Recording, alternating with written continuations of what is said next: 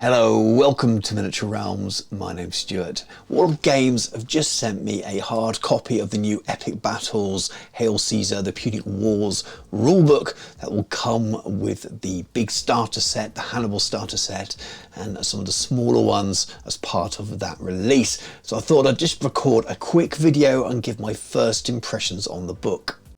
Miniature Realms is proudly sponsored by Baron of Dice, premium wargaming dice.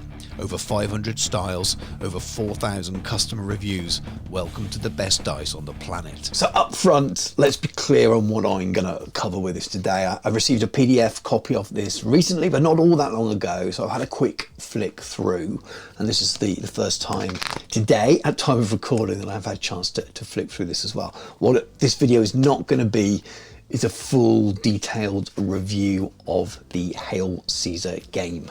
It's been around for a while, recently had a new edition of it. There's plenty of channels that play the game an awful lot. Martin at Seventh Son would be my best example of that.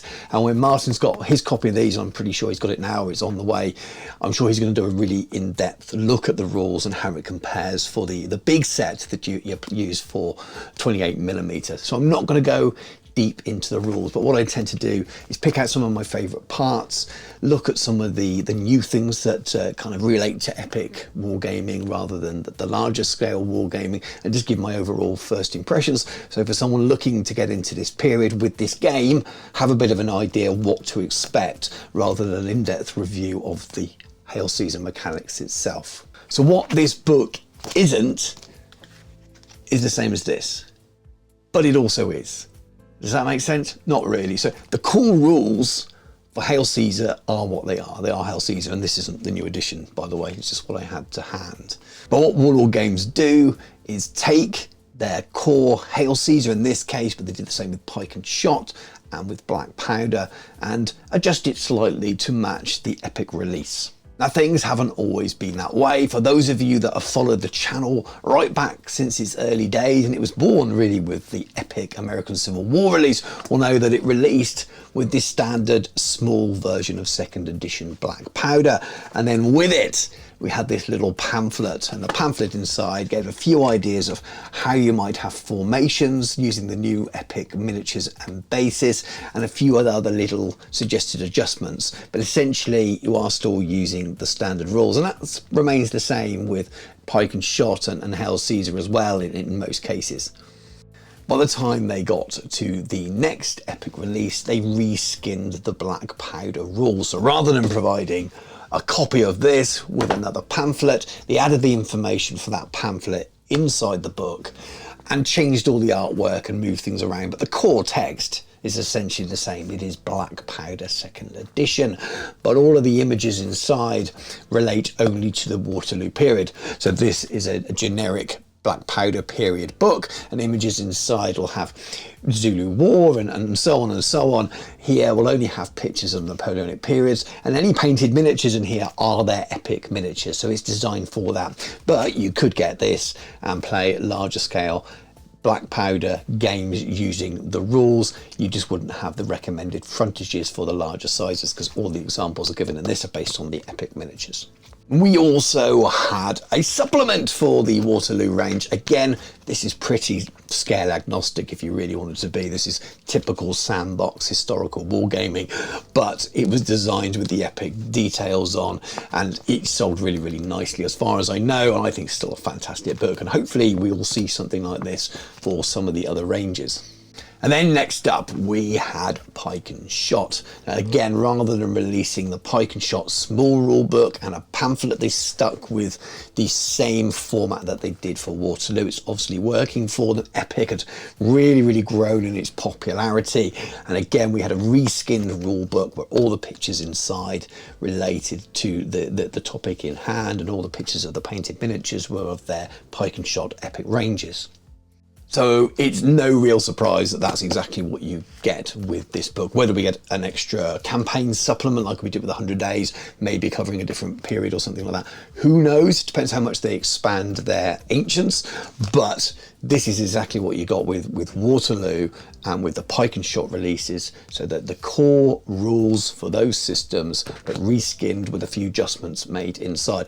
I really wanted to cover that at the beginning. I know lots of people will know that already, but with every Epic release, it brings new people into historical wargame and into the Warlord Games sort of market in general. And those are the kind of questions I know I'd have. So I thought I'd spend a couple of minutes boring people who already know at the beginning of the video, just explaining that. Now, what I'm going to do now, let's go camera down and have a look at some of my favourite parts of this book, and I'll make a few observations, and then I'd love to hear what you think about the book in the comments. So let's get started, and I'll just reiterate, I'm not going to do a full man reads book and flick through the whole thing and go through all the rules. I want to give you a bit of a flavour if you're thinking about buying this, or you're interested in it.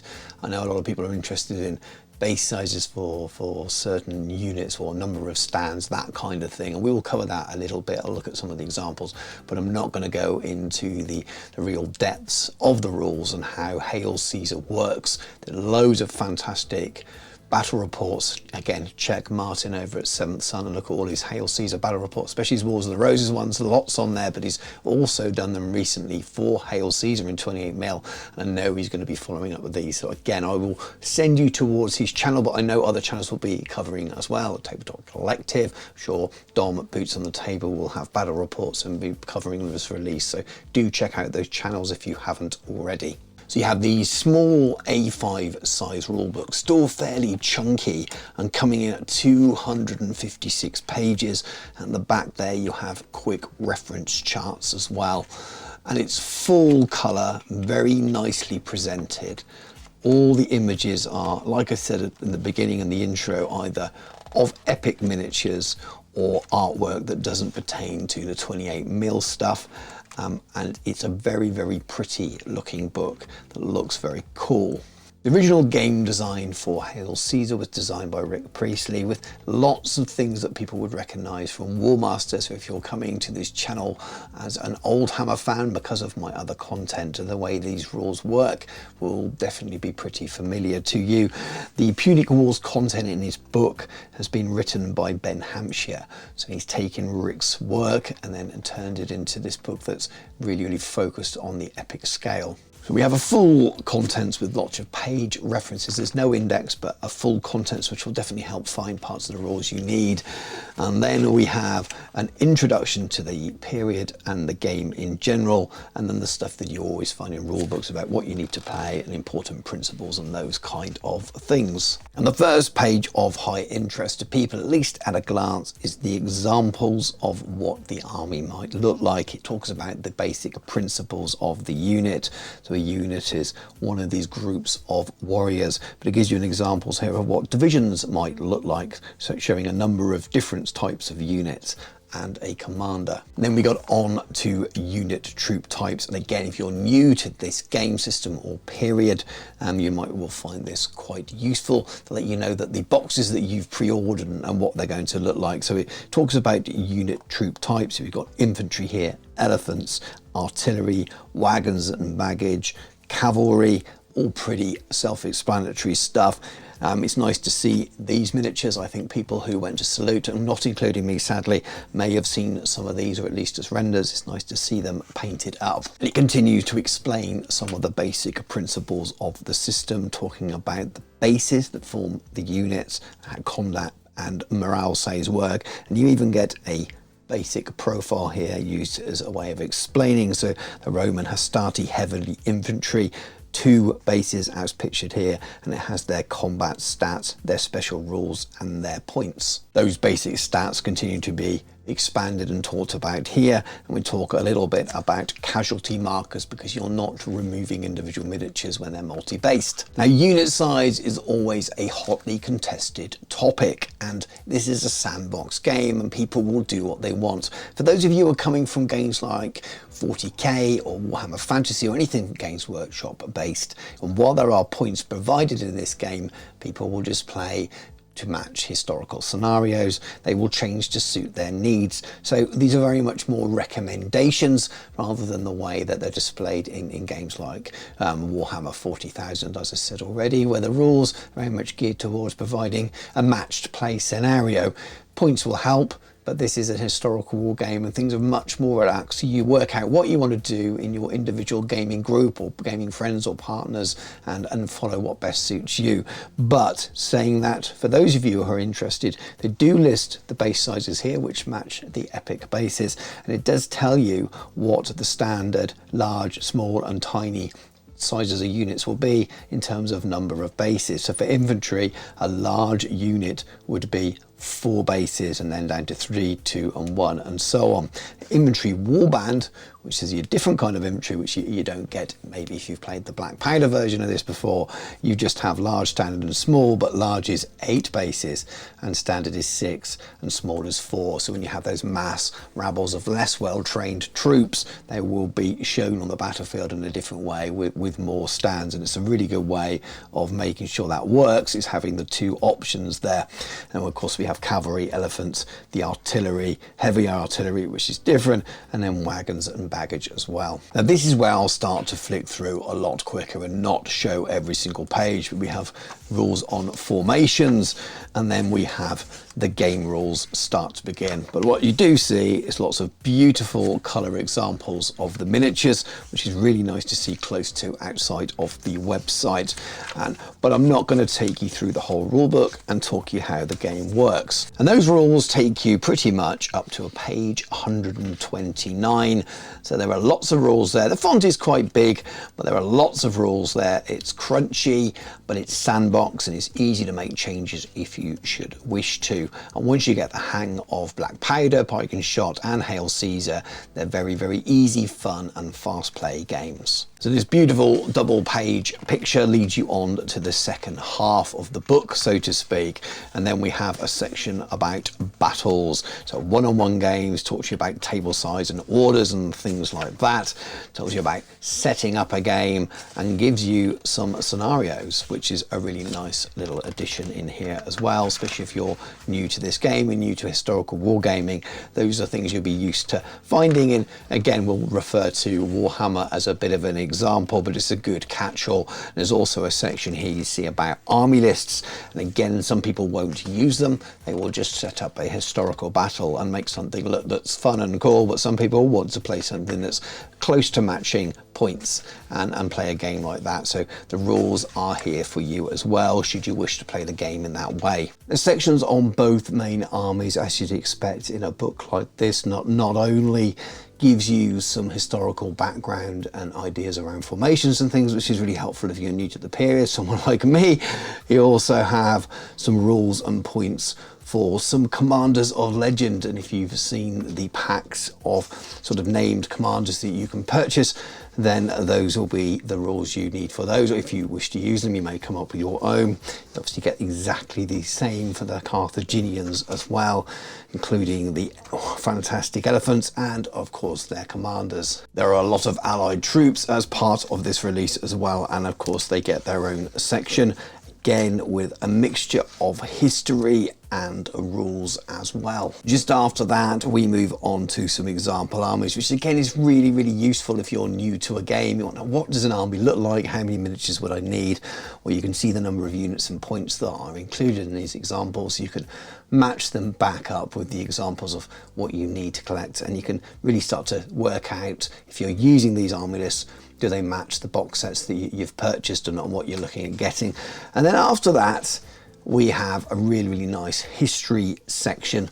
We'll talk about read about the Second Punic War, and loads and loads and loads of information. It's a really nice introduction to the period, and I will probably be sitting down this evening with a cup of tea and reading through this. At this stage we're moving to sort of 2/3 way through the book, and the history continues, but alongside that it's broken down into different scenarios relating to different key parts of the campaign. Scenarios you can play using the army lists that are provided.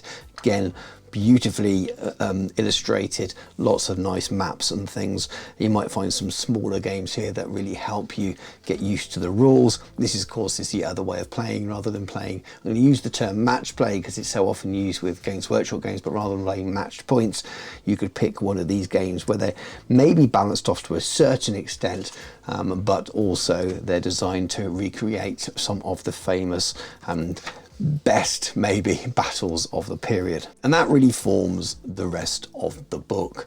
Lots and lots of history here, along with more scenarios taking you through the major campaigns and battles and conflicts of the Second Punic Wars. You've got a section on the aftermath. So there's an awful lot that carries on after the core rules. There are a lot of core rules in this book, but an awful lot that carries on afterwards, including some different campaign ideas and things. And before you know it, you are right at the end of the book where you've got those quick reference charts that I mentioned earlier on. And there you have it. Hopefully more flick through an overview to give you an idea of what you get inside this book, rather than Man Reads Book and talks about the rules. Now, Man Reads Book is also really good if you know what you're talking about and you really want to get down into the sort of the detail of comparing this against playing it at 28mm, and I'm really looking forward to what Martin does with that over at the Seventh Sun channel. I know I've mentioned him a few times in this video and I'll continue to do so, so do go and subscribe there and check out what he has to say about this. I really enjoy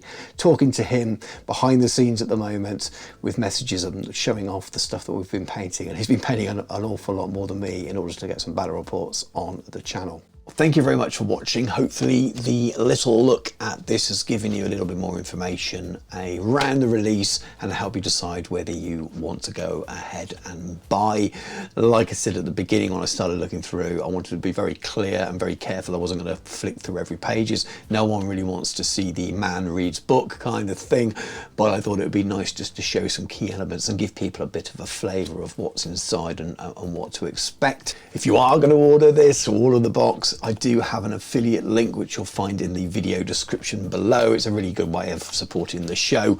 I know some people will buy through their local stores, etc. Exactly, do that, support your local stores. But if you are buying direct from Warlord Games, if you don't mind clicking through that link, it doesn't cost you any more and gives the show a little bit of a kickback. And even if you just click through and view, I'm pretty sure that it will show that people have come from this channel to their web store.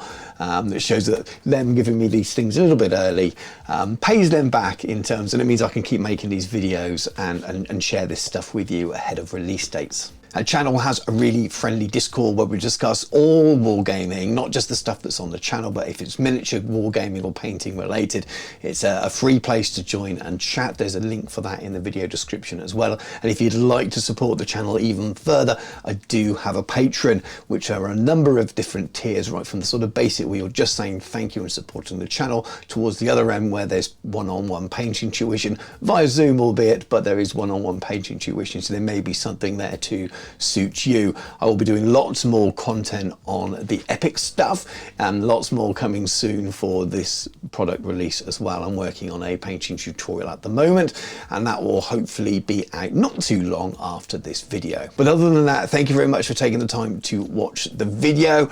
Give it a like if you've enjoyed it. Subscribe to the channel if you haven't already. Check out all the other videos there. Thank you very much. Take care, and I'll catch you soon.